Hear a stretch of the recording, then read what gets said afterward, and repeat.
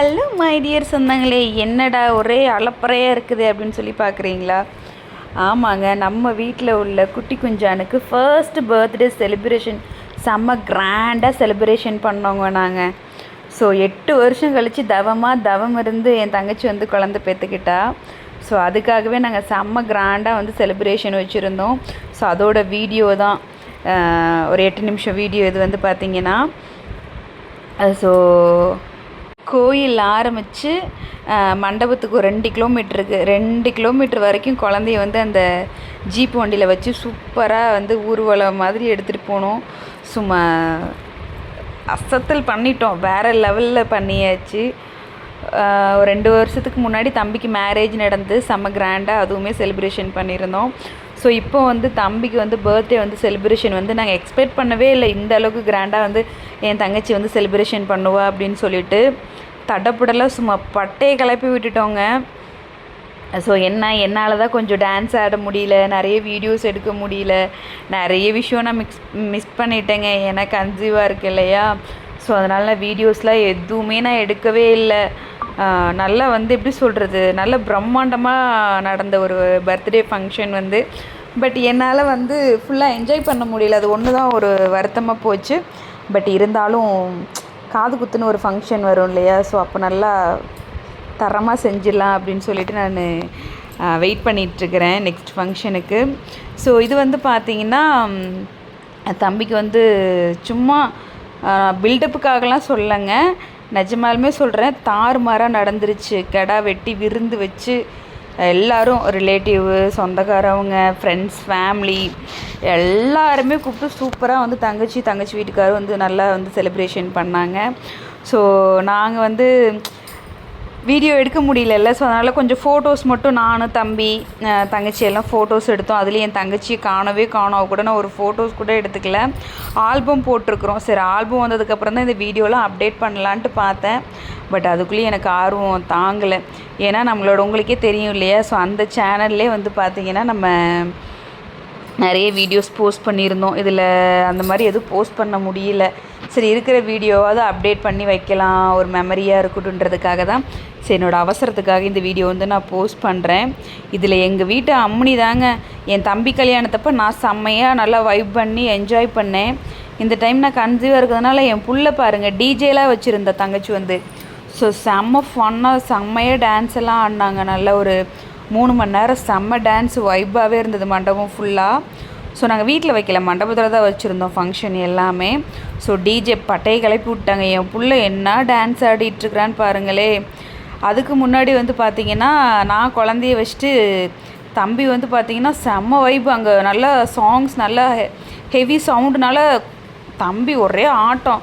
அவனை கூட்டிகிட்டு போய் நான் நடுவில் நிற்க வச்சு கொஞ்சம் அவனை வைப் பண்ண வச்சுக்கிட்டு இருந்தேன். அப்புறம் என் பிள்ளை வந்து என்கிட்ட கேட்டாம்மா, நானும் போய் டான்ஸ் ஆட்டாமா அப்படின்ட்டு. சரி, நம்ம தான் என்ஜாய் பண்ண முடியல, நம்ம குழந்தையாவது என்ஜாய் பண்ணிட்டோமேன்னு சொல்லி விட்டுட்டேன். அவள் என்ன ஆட்டம் ஆடிட்டுருக்கிறா பாருங்க, செம வைப்பு. என் பிள்ளையெல்லாம் சான்ஸே இல்லை. படிக்க சொன்னால் இந்த ஆர்வம் வர்றதில்லை. டான்ஸு, ட்ராயிங்கு இந்த மாதிரிலாம் செம்ம வைப் பண்ணுறாங்க. நான் எக்ஸ்பெக்ட் பண்ணவே இல்லை, பயங்கரமாக அவங்கள மாதிரியே ஸ்டெப் போட்டு ஆடிட்டுருக்கிறா. அங்கே இருக்கவங்களாம் கேட்குறாங்க, இந்த குழந்தையுமா டான்ஸ் ஆடுது?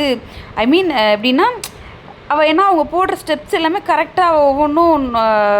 ஏன்னா அவள் இதுக்கு முன்னாடி ப்ராப்பராக டான்ஸ் கிளாஸ் போனதில்லை, டிவி பார்த்தா டான்ஸ் ஆடுவாள். திடீர்னு கரெக்டான ஸ்டெப்ஸ்லாம் போடுவோம். அங்கே இருக்கவங்க நிறைய பேர்த்துக்கு ஷாக்கிங்கு. அதில் ஒருத்தவங்க வந்து பார்த்திங்கன்னா வாட்செல்லாம் கழட்டி கொடுக்குறாங்க. செம ஷாக்கிங். ஆனால் பயங்கரமாக என் பிள்ளை டான்ஸ் ஆடி வைப் பண்ணி விட்டுட்டா. ஸோ அதுக்கப்புறம் வந்து பார்த்திங்கன்னா, இங்கே வந்து தம்பியை வச்சு ஃபோட்டோ ஷூட் எடுத்துகிட்டு இருந்தாங்க. ஸோ நான் அப்போ போய் கொஞ்சம் கொஞ்சமாக உட்காந்து இப்படி வீடியோ எடுத்துகிட்டு இருந்தேன் நான். ஸோ ரொம்ப ஜாலியாக செம்மையாக போணுச்சுங்க.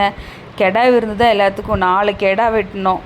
நல்லா மட்டன் பிரியாணி, சிக்கன் கிரேவி, முட்டை, தாளிச்சா. அப்புறமா வந்து பார்த்திங்கன்னா, அப்புறம் நம்ம எங்கள் சைடில் இங்கே கோயம்புத்தூரில் வந்து சாப்பாடு ரசம் வைப்போம். திருச்சியில் வந்து எப்படின்னா காரம் இல்லாமல் நல்லா ஃபைனலாக சாப்பிட்டு முடிக்கும்போது நல்லா ஃபுல்ஃபில் ஆகணுன்றதுக்காக என் தங்கச்சி வந்து தயிர் சாப்பாடு ஃபைனல் டச்சப்பில் வச்சுருந்தா. ஸோ நல்ல ஒரு எம்மியான டேஸ்ட்டாக ஒரு தயிர் சாப்பாடு. ஸோ ஃபைனலாக வந்து நல்லா சாப்பிட்டோங்க. ஆனால் என்ன இதில் சாப்பிட்டோம் அப்படின்னா, நிறைய பேர் வந்து பார்த்திங்கன்னா பிரியாணி நல்லா விரும்பி சாப்பிட்டாங்க. ஸோ பிரியாணி எல்லோரும் நிறைய சாப்பிட்டுட்டு வேறு பார்சல் வேறு எடுத்துகிட்டு போயிட்டாங்க. கொஞ்சம் கடைசியில் பிரியாணி பத்தாமல் போயிடுச்சு. அப்புறம் நாங்கள் மறுநாள் திரும்ப ஒரு கெடா வெட்டி மறுபடியும் சாப்பிடாதவங்களெல்லாம் மறுபடியும் வர சொல்லி மறுபடியும் வீட்டில் 2வது நாள் வந்து மறுபடியும் பிரியாணி ஆள் வச்சு சமைச்சி திரும்ப விருந்து போட்டோம். 2வது நாளும் நல்லா சாப்பிட்டு ஜாலியாக என்ஜாய் பண்ணேங்க. ஏன் அப்படின்னா இதுக்கப்புறம் திரும்ப என்னால் ஊருக்கு திருச்சிக்கு வர முடியாது. குழந்த பிறந்துருச்சுன்னா கண்டிப்பாக ஒரு 1 இயர் ஆயிரும் ஊருக்கு போகிறதுக்கு. ஸோ அதனாலேயே ஜாலியாக நானும் முடிஞ்ச அளவுக்கு ஒரு 5 டேஸ் இருந்தேன். என்ஜாய் பண்ணிவிட்டு வந்துட்டேன். நெக்ஸ்ட்டு வந்து குழந்தையெல்லாம் எடுத்துகிட்டு தான் இனி ஊருக்கு போகிற மாதிரி இருக்கும். இனி 4 பேராக போவோம் ஊருக்கு போனால். ஸோ அதனால் வந்து கொஞ்சம் என்ஜாய் பண்ணிவிட்டு வந்தாச்சு. அதுக்கப்புறம் வந்து பார்த்திங்கன்னா மண்டபத்தில் டெக்கரேஷன்லாம் அவங்களாம் திரும்ப வந்து ஃபங்க்ஷன்லாம் முடிஞ்சு நாங்கள் ஒரு 10:30 மணி வரைக்கும் மண்டபத்தில் தான் இருந்தோம். நல்லா வைப் பண்ணிவிட்டு எல்லாமே முடிச்சுட்டு அதுக்கப்புறம் தான் நாங்கள் வீட்டுக்கே வந்தோம். ஸோ எங்களுக்கு வந்து பார்த்திங்கன்னா இதுதான் எங்கள் வீட்டில் ஒரு குழந்தையோட ஃபங்க்ஷன் அப்படின்னா என் தங்கச்சிக்கு இதுதான் ஃபஸ்ட்டு ஃபங்க்ஷன். அதனாலே வந்து அவள் செலவை பற்றி யோசிக்காமல் பயங்கரமாக பண்ணி விட்டுட்டா. வேறு லெவலில் பண்ணுனா. ஒரு மாதிரி செம்ம ஹாப்பியாக இருந்ததுங்க. நிஜமாலுமே எக்ஸ்பெக்ட் பண்ணவே இல்லை இவ்வளோ கிராண்டாக நடக்கும் அப்படின்னு சொல்லிட்டு செம்ம ஜாலியாக இருந்தது. ஸோ இந்த வீடியோ எப்படி இருக்குதுன்னு சொல்லுங்கள். நாங்கள் வந்து பெருமைக்காகவோ இல்லை எங்ககிட்ட இருக்குன்றதுக்காகவெலாம் நாங்கள் இந்த பில்டப்லாம் பண்ணலைங்க. நிஜமாலுமே இது எங்கள் வீட்டோட ஃபஸ்ட்டு வாரிசு பையன். அதனால தான் இவ்வளோ கிராண்டாக நாங்கள் செலிப்ரேஷன் பண்ணோம். வீடியோ பார்த்துட்டு எப்படி இருக்குன்னு மறக்காமல் கமெண்ட் பண்ணுங்கள். புதுசாக நம்ம சேனலை பார்க்குறவங்க சப்ஸ்கிரைப் பண்ணுங்கள், லைக் பண்ணுங்கள், ஷேர் பண்ணுங்கள். தெரியாதவங்களுக்கு வந்து நம்மளோட வீடியோ வந்து ஃபார்வேர்ட் பண்ணுங்கள். பட்டு சேனல் 2.0 இது வந்து நம்மளோட 2nd சேனல். ஃபஸ்ட்டு சேனல் வந்து இன்னும் நான் ரெக்கவர் பண்ணலை. ஸோ அதனால் இது வந்து நியூ யூடியூப் சேனலு. மறக்காமல் சப்ஸ்கிரைப் பண்ணி கொஞ்சம் சப்போர்ட் பண்ணுங்கள் மக்களே. உங்களால் தான் நான் சப்போர்ட் பண்ணிங்கன்னா கண்டிப்பாக நான் ரெகுலராக வீடியோ அப்டேட் பண்ணுவேன். என்னோடய லைஃப்பில் என்ன நடக்குதோ நான் அப்படியே உங்களுக்கு ஸ்டோரியாக அப்டேட் பண்ணுறேன் friends. Thank you so much. Love you all. Bye.